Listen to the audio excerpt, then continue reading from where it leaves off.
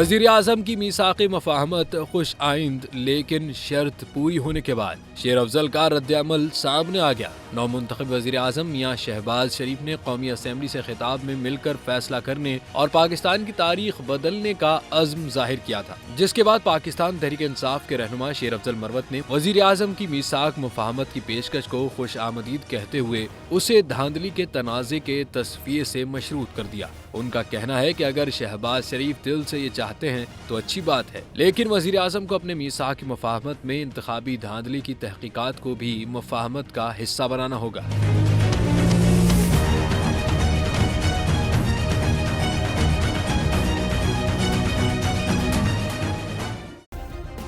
Subscribe करें और bell दबाएं ताकि कोई खबर रह न जाए।